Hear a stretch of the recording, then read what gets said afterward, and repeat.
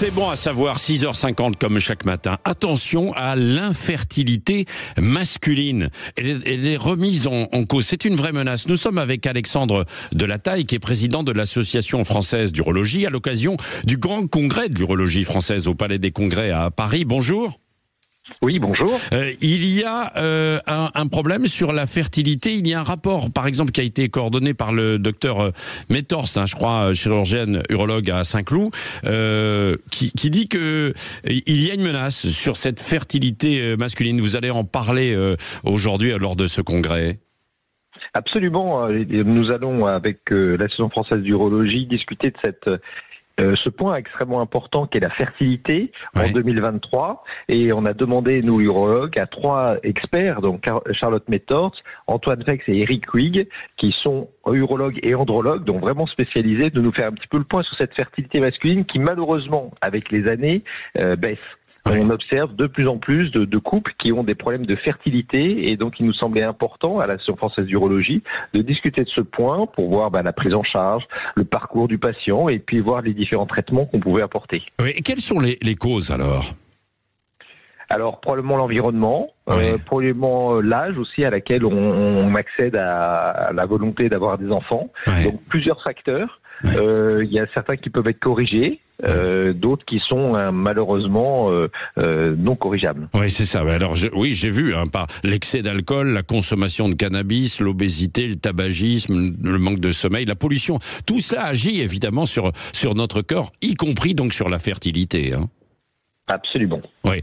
Quels sont les autres sujets que vous allez aborder et les progrès, j'imagine, autour de l'urologie que l'on peut faire en fait aujourd'hui dans ce secteur? C'est le congrès annuel, donc on va parler beaucoup de cancer, les différents traitements, l'arrivée des thérapies ciblées, des maladies des traitements vectorisés pour aller traiter directement les cellules cancéreuses. Et puis l'urologie, c'est pas que la fertilité et l'andrologie, c'est aussi le calcul, c'est aussi les problèmes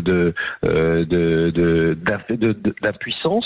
Donc finalement beaucoup de sujets qui vont être débattus. Oui, qui vont être débattus sur le cancer.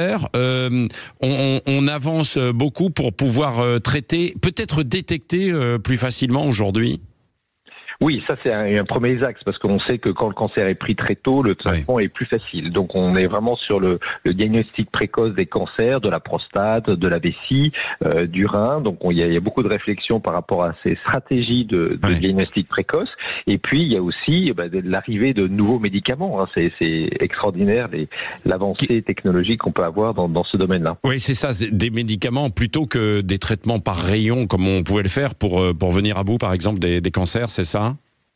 Alors on n'exclut pas les traitements locaux avec la chirurgie ou la radiothérapie, mais on a quand même de plus en plus, avec la biologie moléculaire qui nous trouve chaque année de nouveaux cibles potentielles, et puis le fait de pouvoir lier des anticorps qui vont détecter la cellule, mais qui apportent en même temps un petit élément qui va détruire la cellule. Donc c'est ce qu'on appelle les thérapies vectorisées. Oui, vectorisées. Merci en tout cas Alexandre Delataille, donc le grand congrès de l'urologie française au Palais des Congrès, et vous nous avez alerté ce matin sur ces risques d'infertilité qui gagnent de plus en plus les hommes aujourd'hui, et puis ça se retrouve donc dans les couples, moins d'enfants, ou de la difficulté d'avoir des enfants, et puis donc la détection des cancers également. Merci d'avoir été avec nous de Bon Matin sur Sud Radio.